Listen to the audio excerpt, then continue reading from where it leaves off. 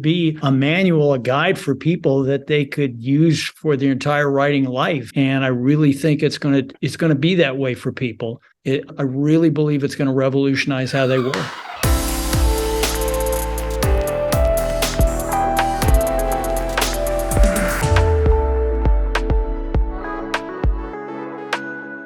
Hey, it's Joe Solari, and welcome. Today we're going to be talking again to John Truby.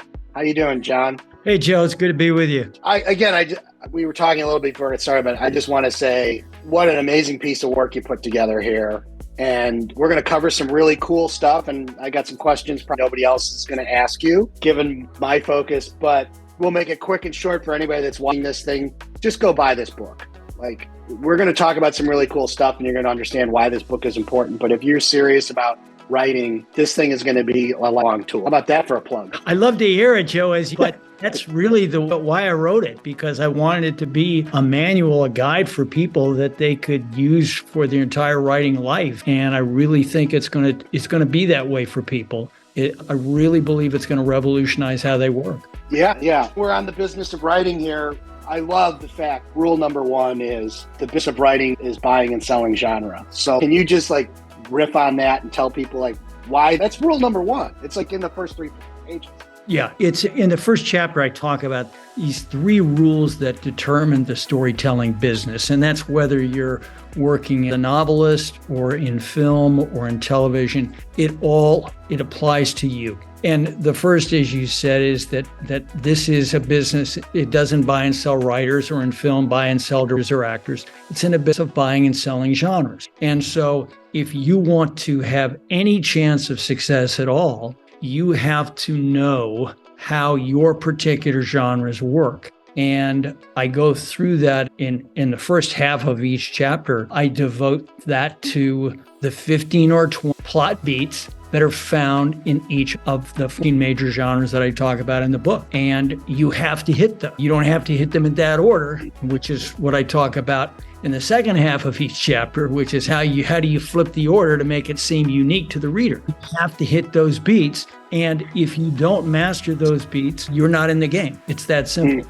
And on that idea, what taught you that was really the game, that it wasn't people were buying writers or directors, that it was really about genre? On the first chapter, I talk about the first Star Wars, the original Star Wars. That was a total game changer. That changed the storytelling business for all time in all mediums. And that was, I think, in 1977. And what that taught the studios, and then, of course, it went to the publishers, what that taught the studios was that we are not selling to just the United States. We're selling to the world. And what travels the world? It's genres, it's story forms. And and since they are in the business to make maximum amount of profit, they realized that it has to be in a very recognizable and popular genre.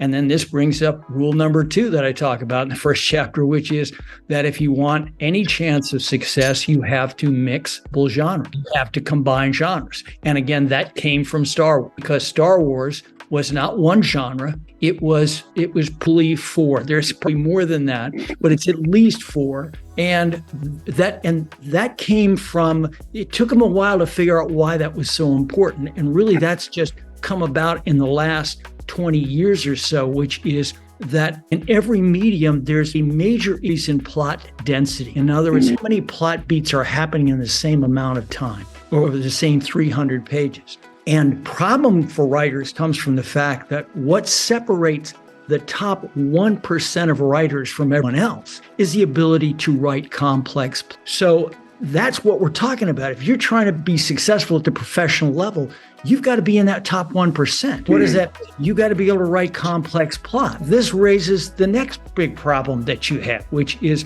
that there are more techniques that go into plot than all the other major writing skills combined. And we were just at the 20 Books conference for indie novelists. And, what I saw there, I talked to tons of writers there, and I hear this everywhere. I tell them what I do, and they say, I know all about, I use 3-act structure, or I use the hero's journey, or Save the Cat. And then I have to tell them the bad news, which is those books are fine if you're a beginner, but if you're trying to get into the top 1%, and be a successful professional, You got to know way more plot techniques than that. And those books simply do not, number one, provide practical techniques. And number two, they don't provide practical techniques at the professional level. And so that's why this book is, The Anatomy of Genres, is so important, because it gives you those plot beats. And what happens when you genres, instead of just 15 to 20 plot beats for your 300 pages, if you combine with just one more genre, you got double the plot beats. You add a third genre, you got triple the plot beats in the same amount of time. And that's what readers are looking for. They're looking for a great story, and that's how you get it. Yeah, I think that's such an important point. And you talked about 20 books, and when I was reading this, I was thinking about how you brought up those books, but I hear a lot of people talk about, oh, I write in the genre of X or Y, and they talk about tropes as if they're plot beats. And to your point about there's like what they were doing in the past, you could go into, say, a genre like science fiction, and maybe specifically into military science fiction. And because there wasn't the competition, right. I'm only talking like 5 years ago, right? Like in the time that you and I have known each other, you could go in there with a mediocre plot and hit like the obvious beats and sell books and make six figures. Correct me if I'm wrong. I don't think those days exist anymore.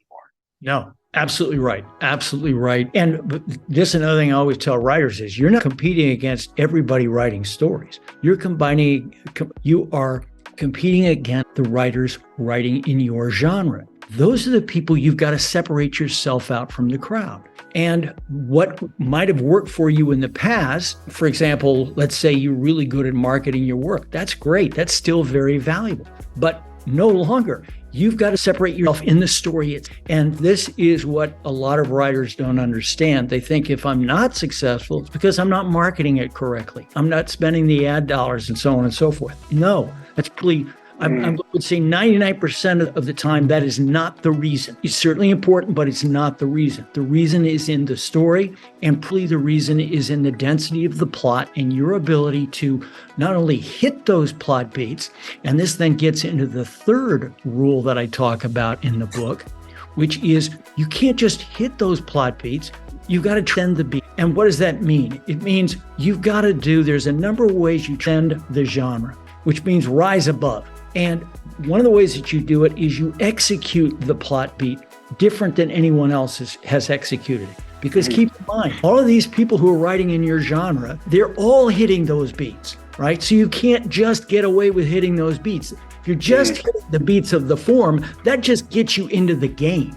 It doesn't let you win the game. And to win the game, you've got to execute those beats in a way that the audience, the reader, has not seen before, because then the reader gets to have their cake and eat it too. In other words, they get to not only get the beats that they love, which is why they go back again and again to that genre, but they get to see those beats in a way they've never seen.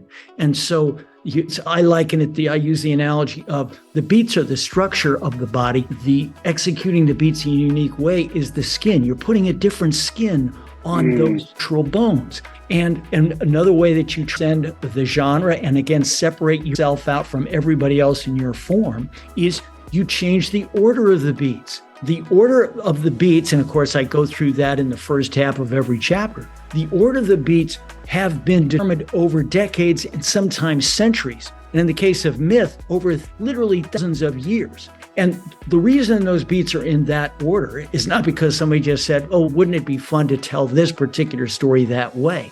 Those are the beats. That's the order of the most dramatic way to tell those beats. It's the most dramatic sequence that builds you to the biggest climax. So you want to pay attention to the classic way that those beats are done. Don't be enslaved by it. You've got to then change the order as well so that you're breaking the reader's expectations.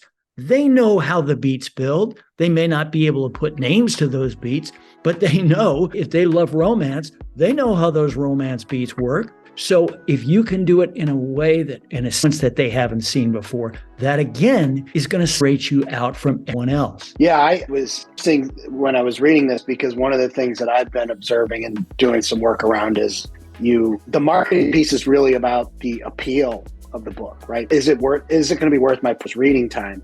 Yeah. The quality of the book is never determined until they actually read the book. And in today's world, where you better catch in the first sentence to get them to the end of the first paragraph, right? Like that Netflix attitude about, if I don't like the opening scenes, I'll just go check something else out. Or if I'm in KU, I'll just flip to my next book.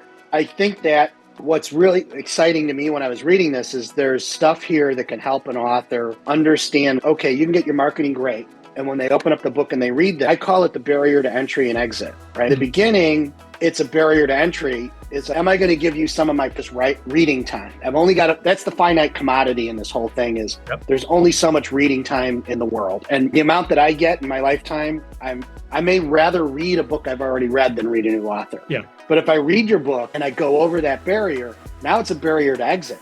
Now the quality is there and I've had that emotional connection with your characters in your story world. Now I'm going to say the exact opposite. No, I'm prepared to not read other people's stuff and read your stuff. Yeah. And to me, this seemed to be like, okay, you just added like a ton of understanding and tools to that toolbox. Yeah. And what you said is absolutely right. You do have to catch them early in the story. That has been true for some time, but what you're talking about then is, let's say you catch them up front. You can't go through a period of 200 pages where nothing really as much is happening. And then, I'll just get them with a big ending. No, it doesn't work that way. If they are not tracking the quality of the story, every bit, every step through, they're going to leave. This obviously especially true if you're writing a novel series. You may get them for one book, but the real question is, how am I going to get them to read the second, third, fourth book, and so on? That's the real challenge for the indie novelist. So that requires, once again, what I said about the plot density.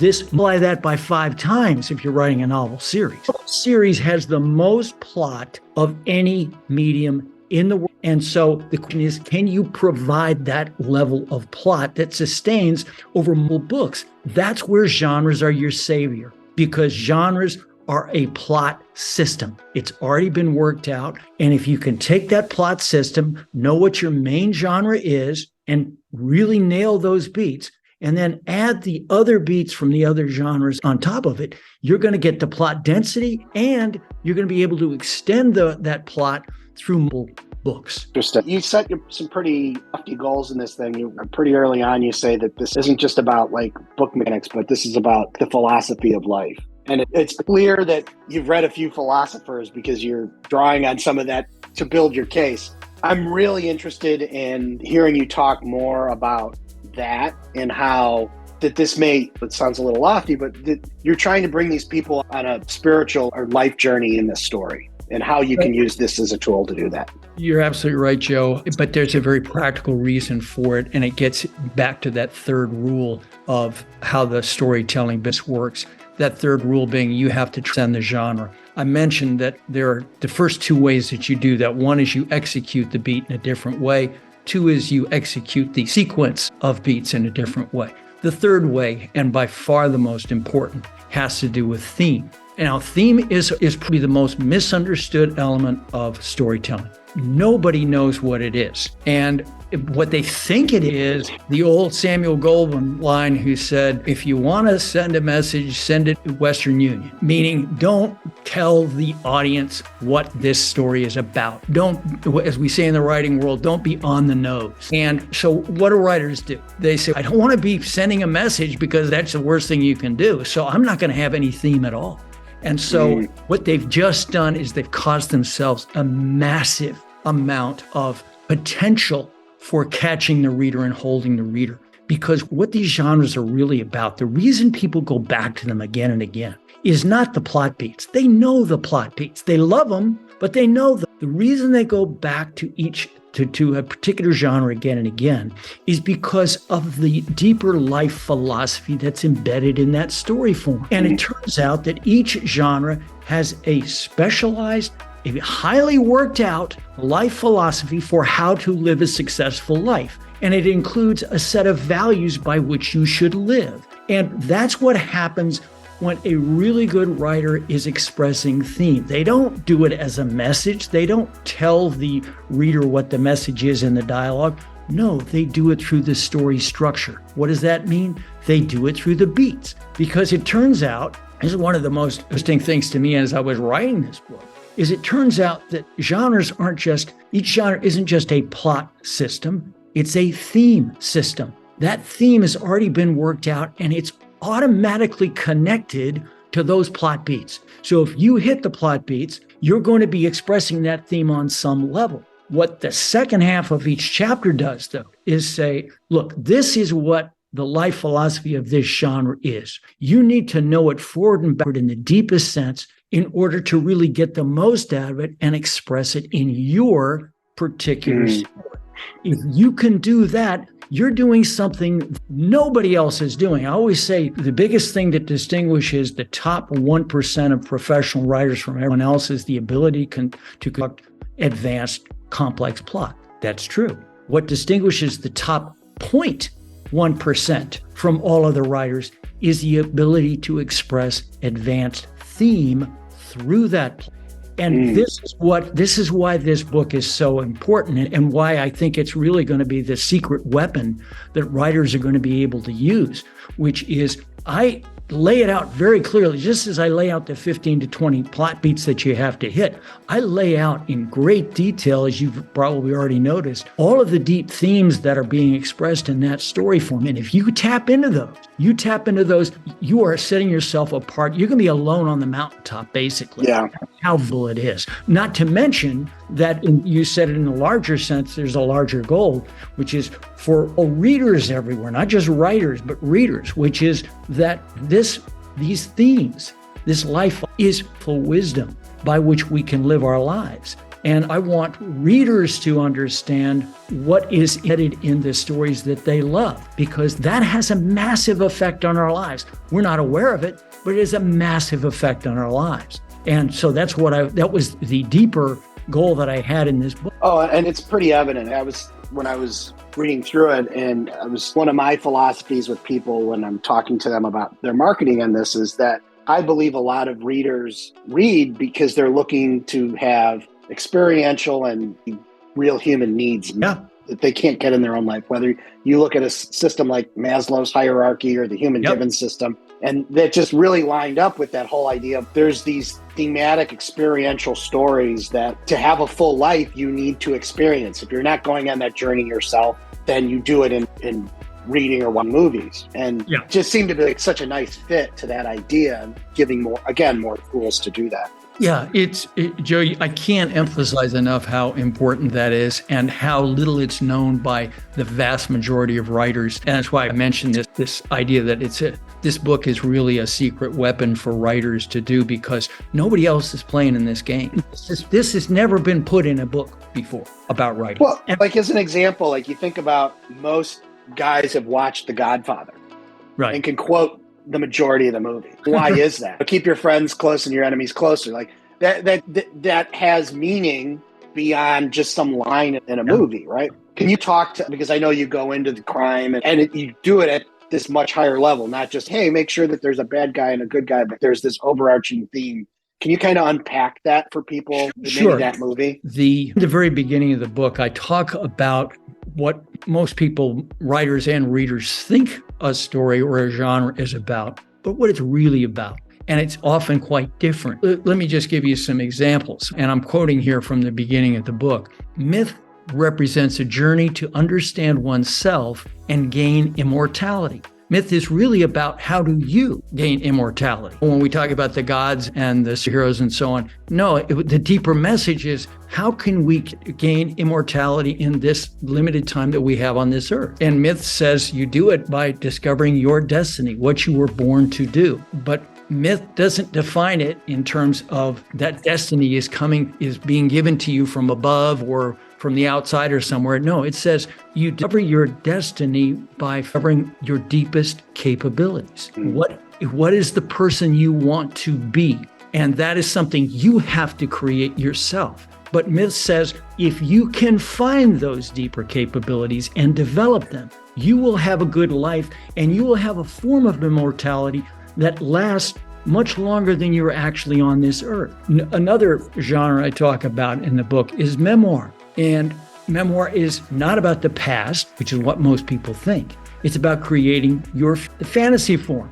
Huge popular form. A lot of the writers at the conference were working in the fantasy area. And fantasy is about finding the magic in the world and in ourselves, and then turning life into art. In other words, what fantasy is really about is how do you make your own life a work of art? How do you learn to live with style, live with freedom? And in other words, there's a difference between living and surviving and living a great life. And that's what fantasy is really about. Again, we don't think that way because it's, to us, plot-wise, it's all about the hero in some fantastical imaginary world that they explore, and that's really fun, that's really great. But the deeper theme is much more powerful, and it's tapping something, as you said, some basic human needs that we have as human beings. Detective fiction. Detective fiction shows us how to successfully. It's about the mind. And it does that by comparing different stories about what is true. And finally, the love story.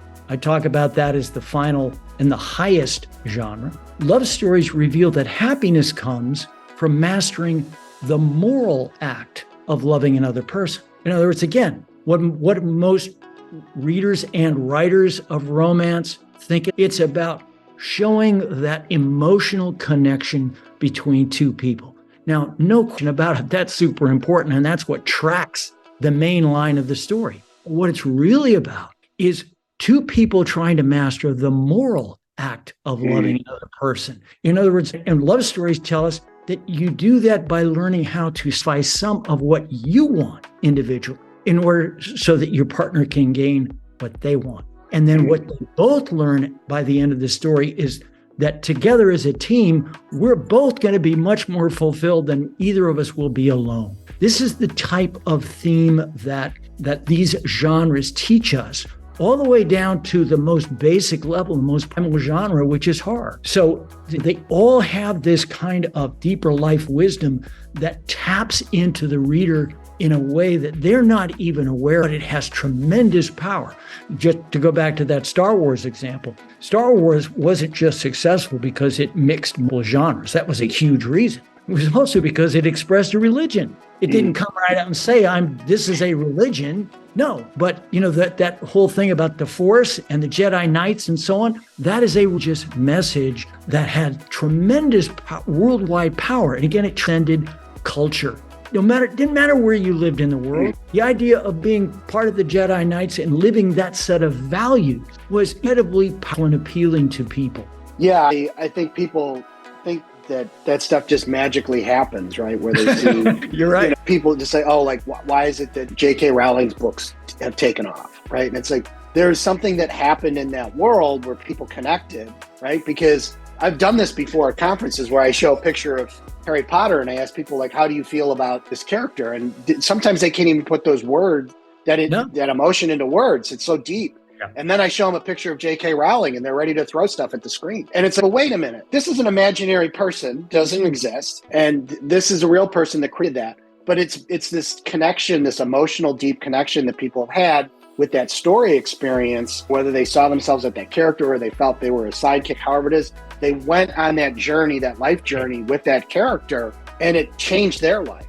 Yes. Exactly. Right? And one of the things I love to do is to talk about the Harry Potter stories and break them down to see, because again, people think that, it's just a good story and I just had this real strong emotional connection with the characters. No, that is created very specifically in terms of using a number of professional techniques to get that effect. It doesn't just happen because you, the writer, feel that way about the character. It happens because you are able to track that emotional connection from the very beginning of the story all the way through the end. But just to riff on some of the things that we've already been talking about, Harry Potter, a combination of 4 major genres. One reason it's so successful is it is a mixed genre story. Another reason it's so successful is the way it created the story. Any fantasy writer, science fiction, myth, so on, they know about world building. They know how important it is. What they don't know is how to do it. and how to do it in a way that it has an emotional connection to the reader.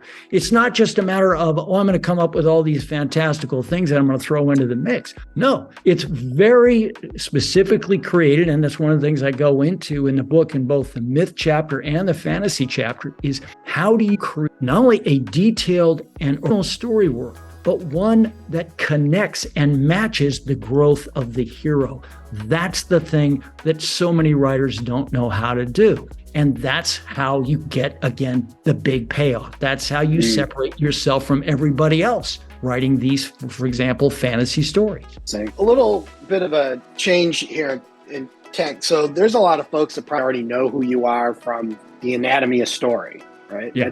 When did you write that? Anatomy of Story came out in 2008, but that was a book based on a course that I have been giving around the world for over 30 years, and it had over 50,000 writers take that course. And those writers, those various students, have collectively earned over $15 billion in terms of books, films, and television at the box office.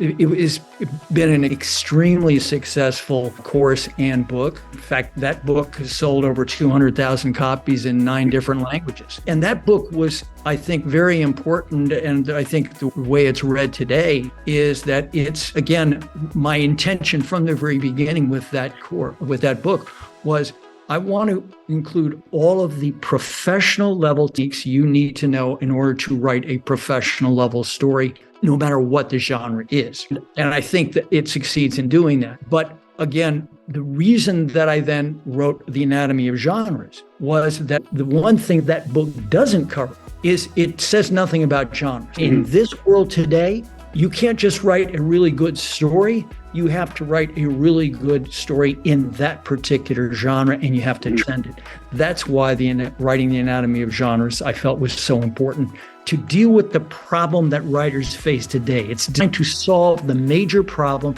that writers face today. Interesting. I'm thinking about those two. If somebody is looking at those two, like now that you've put this out, is there anything that you think about differently about the first book, or is it that's the systems really work well together? Just trying to get a feel. Totally. Yeah, it totally builds. The Anatomy of Genres totally builds on the Anatomy of Story. And why do I say that? Because in the Anatomy of Story, I go through the 7 major building blocks of every great story. In other words, these are the 7 beats that must be in any story, no matter how short, in order for it to be a good story. And then in the plot, the chapter on plot, and basically the Anatomy of Story book goes through the major areas of writing a book, writing a story. So for example, it starts with premise, then character, then plot, story world, symbol, writing scenes, writing dialogue, and so on. It goes all the way up through the process, starting with the ground level, this trill base, and moving all the way up to writing scenes and dialogue.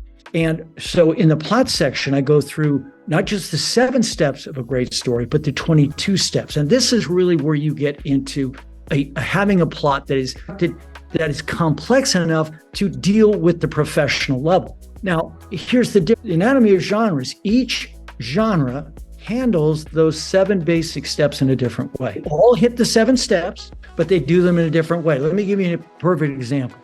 What makes the detective story the most complex plot of any genre story there is the fact that they take step number 3, the opponent, and hide it until the finals. When you do that, you create all kinds of problems for the writer. You also create massive complexity in the plot. And if you know how to do that, you're going to have a great plotted story. So what's the difference? It's the 22 steps would not allow you to write detective story at the level that you now need to write it in order to separate yourself from all other detective writers. And that's what those specialized plot beats are, because every genre handles the 7 steps in a unique way, but also adds certain story beats, certain plot beats that are unique to that form. You have to know both of those. And that's why Anatomy of Genres had to be written and why it builds on the Anatomy of Story. No, that makes a lot of sense. It's a great way of explaining it and thinking about like how if you just pick that book up and you're like, you created that problem with the opponent piece, and then to understand that Now that's how I got to do it, and I have to do it in a smart way. And then thinking about how if you're trying to mix detective with something else, that confounds the problem even further.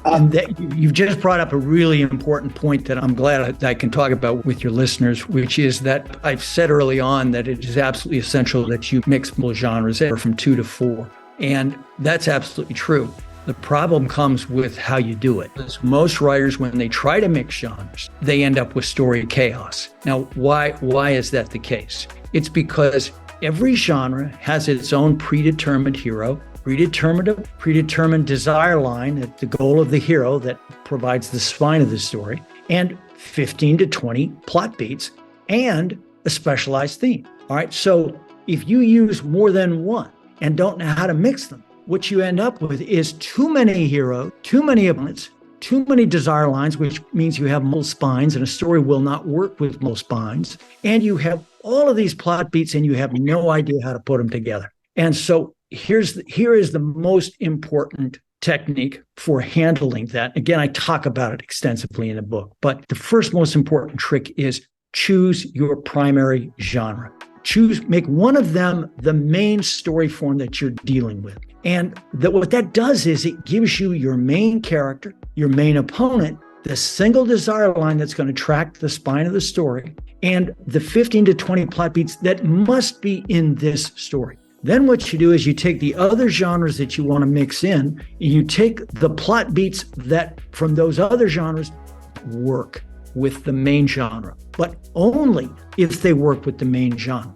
And why do I say that? Because certain beats, again, a lot of these beats are simply taking one of the 7 steps and doing it in a very unique way. And so what happens is when you're mixing certain genres, plot beats, the same plot beat will be an opposite. You can't do them in the same story. So that's why you choose your main genre first. That gives you the 15 to 20 plot beats that have to be there. Otherwise, the reader is going to say, no, this is not my kind of story. That's not what I like. But then you then take the plot beats from the other forms, add them in, mix them in, weave them in where they work with the main line. And then what you've got is you've got the benefit of multiple genres, but you've also got the fact that it's a single storyline in a genre that your readers are going to recognize. And where this is also going to help you out is that, and this is a very important trick for being a successful writer in today's world, which is you're going to write using mixed genres, but you're going to sell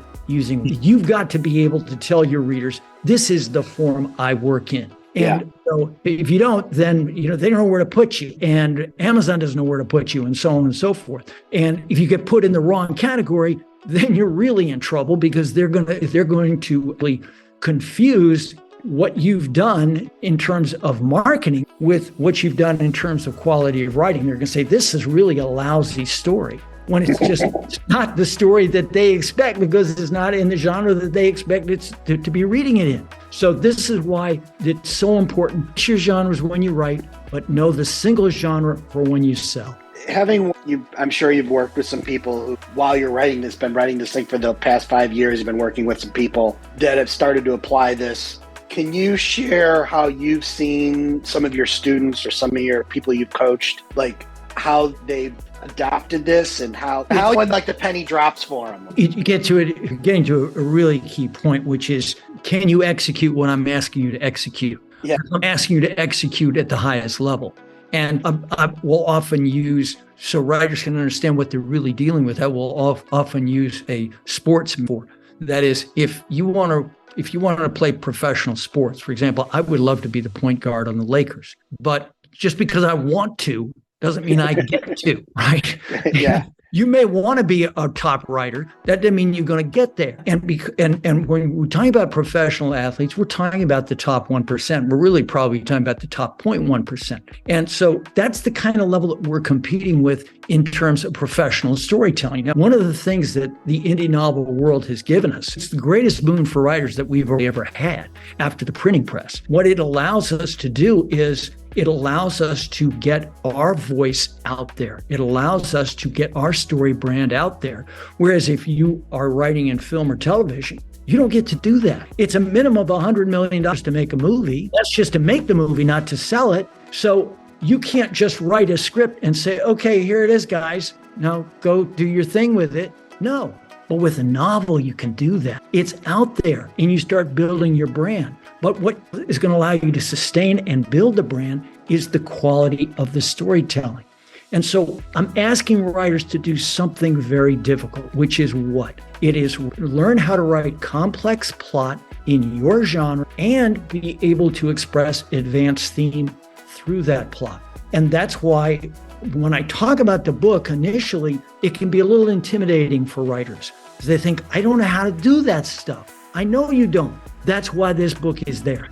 And that's why I lay it out. And that's why it's over 700 pages, because for every genre, there's 3 major genres that are covered in there. For every genre, the first half of each chapter goes into great detail for the techniques of how you express the 15 to 20 plot beats of that form. Tells you exactly how to do it. The second half of the chapter then tells you this is the theme of this genre and this is how you express it through your plot beats.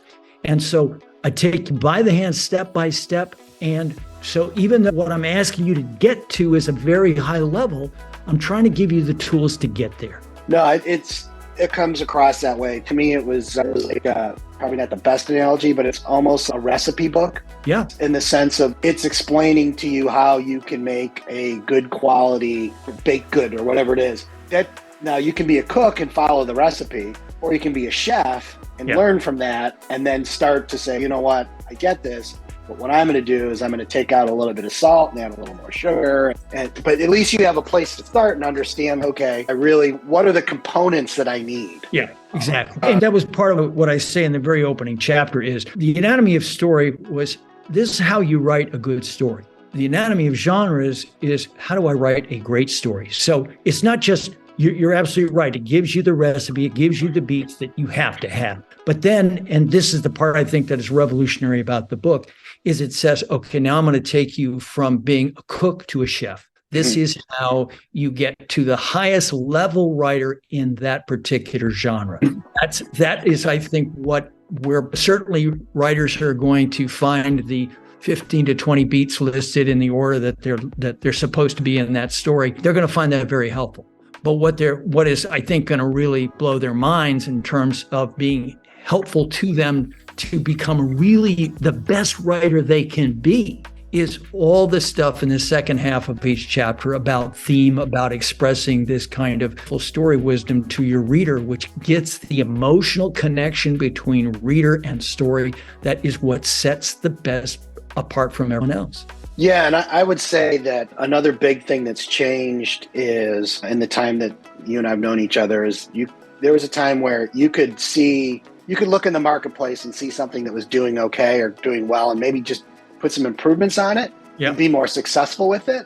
Yeah. But that's gone away because people are so quick to get into these markets and fast with just to say, okay, this is a new thing. And then it gets oversaturated and the audience gets like, well, this is just another book. If you're going to be in a space where you're really carving out your own career, you're going to have to take this and then figure out your recipe off of this. It's a great place to say, okay, how I'm going to be doing this is it's the dirty secret is it's really what I've done is I've taken fantasy and I put a gangster movie inside it or heist or whatever. And I know that, and these are my things that I do for my recipe. And then the fans can't ever put like their thumb on it. Oh, it's this.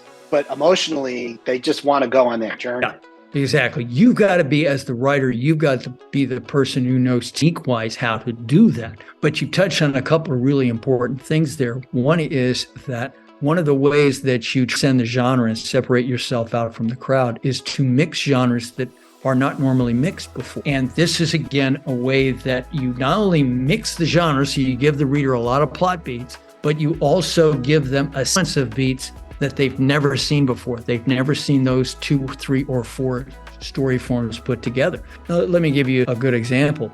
The film Inception, hugely popular film, is a combination of heist story and science fiction. Now, we've never seen that. And so as soon as we saw that, everybody said, wow, that's really cool. Now, they didn't say, oh, look, the writer put together a heist in science fiction. We don't normally see that. That's really smart of that guy. No, and they shouldn't be thinking that. No. That's your job as a writer to put those together seamlessly, but to know up front, wouldn't it be cool if I put these two together? Same is true with Harry Potter. She put together genres that had never been done before. With this idea of, obviously, we're talking about fantasy. We're talking about a number of myth elements, some of which she borrowed from ancient Greece, the classic old myth stories that we know and love. She also has a number of elements from horror, and she mixed all of that with English boarding school. It was like, this guy is going to a boarding school to become a wizard. Now, how brilliant is that? And now everybody is trying to get some kind of Wednesday is on now. And it's interesting. Right. Exactly. And it has X-Men elements and so on. So that's part of what you're doing. But as I say, what's really crucial is to have the skills to be able to create something unique that no one else has seen. And you know this so very well, that to be at the top level in terms of selling your work, you have to have a unique story brand. And this is one of the biggest problems I see with writers, not just when they first begin, but what they continue to make this mistake year after year, which is they think, I'll come up with my story is this film combined with that film. And they tell me that, and they say, isn't that cool? Isn't that great? And I say, it might be, but just putting those two together doesn't mean anything, because all you're doing is doing a copy of two things put together. And the storytelling business doesn't need to pay you a lot of money for that. They can get that from everybody. That's generic. What you're trying to do is create a unique story brand that no one else is doing. They have to come to you and you only, and that's where the big money comes from. Absolutely. Like, you think about a writer like David Mamet, right? Who's really distinct storytelling style and how he does things. And some people don't like it. Other people can't get enough. And that's the thing. If you do like it, he's the only guy you can go to. And he gets very well paid to do that. Yeah. Aaron Sorkin is the same thing. You may not like these long monologues and these long walk and talk scenes that he does. He's the guy that does that. And a lot of people love it. And so if you love it, and there are a lot of people that do, he's the only guy you can go to. That's why they pay him a ton of money. Yeah. I just watched Glengarry Glen Ross with my kids. Yeah. And I think of the famous Baldwin scene. It gets quoted so much, but the guy that's amazing in that thing is Ed Harris. And the character development there and the stuff that he's doing is amazing. Yeah. And it's one of those things that, and watching it a second time, I could actually detach a bit and see the mechanics of it. And so you can see how everything was so thoughtfully laid out and how much work goes into doing something like that. Exactly. And it's just, I can't emphasize enough to your listeners how important creating your unique story brand is. That, as I say, that doesn't come primarily from marketing. And I don't want to put down marketing in any way, shape, or form. You and I both know how incredibly important it is. But it's got to come before you market. It's got to come from creating a story that no one but you could create, that also is a well-told story, so it's at the professional level in terms of the mechanics, in terms of the structural elements, but that it's also that so original in what you've been able to do by trending your form, that it's just clearly your work. You have become not just a craftsperson, a regular writer like everyone else. You've become an artist of your particular stories. And that's the top. That's where you get to the top. And it's not just in terms of getting to the top in terms of cool success, it's in terms of popularity. And I would argue that when it's done the way you're talking about, it is marketing. Because if I put my best marketing strategy ever and I put it on a mediocre book, I'll never be able to sell book 2. But if I have a crappy marketing strategy on a book that's amazing, it doesn't matter what happens after that. That's the part that people don't understand, is that it's that point I was making earlier. It's like, marketing is about the appeal. Are you going to read this? When they open up the book and read it, the quality decision is made as that waking dream unfolds in front of their mind's eye. And if it's crappy, they're going to be like, there's only another 3,000 books that came out today on Amazon. Right. Maybe I'll read one of them. People do not have the time to spend reading a book that doesn't blow them away. No. And that's why I always say what you're saying, which is the most important marketing you do is when you first write the book. Yep, that is so true. John, it's been great talking to you again. What Where can people find you? What parting messages do you have? What do you want to shamelessly plug other than your book? Let me just tell people where they can go to buy the book. Go to anatomyofgenres.com. And that Anatomy of Genres, that's all one word. That's the title, anatomyofgenres.com. And you have a number of choices there of different kinds of bookstores that you can buy. Just buy it at your favorite bookstore. And also, when you purchase the book, keep your receipt and send it to us at my website, which is truby.com. And people will get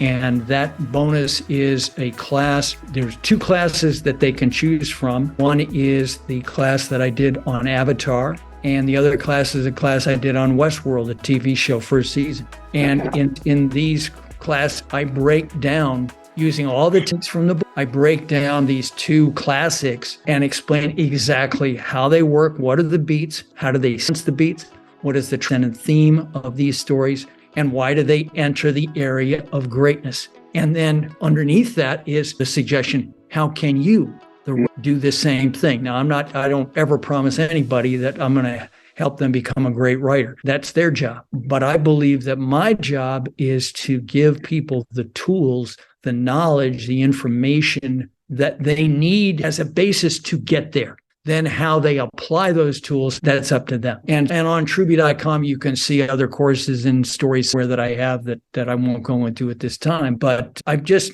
main thing that I want people to take from this book is going to change your writing life. I truly believe that. It took me 5 years to write it for a reason, because I wanted it to have all of the professional techniques that you need to know to have a chance to get into that top 1%. So I hope you will buy the book. I think you will find it is well worth the cost. Oh, yeah. It was one of those things that right off the bat, I was getting value out of it. I think that if you are serious about being a writer, this is one of these things you need to have on your shelf in print so you can put your Post-it notes in it. For sure. That is a great point, Joe. I totally recommend that people get it in print, because you are going to be marking this book up. Yeah, this thing's already getting tabs in it. Yeah. Awesome, John. It was great having you on again. Really appreciate you taking the time to share this. And thanks for doing all this hard work. Thank you for having me on. It's always a pleasure to talk with you. I love your knowledge of the story business, and it's just great to have a good conversation like this. Awesome. We'll be talking. Bye.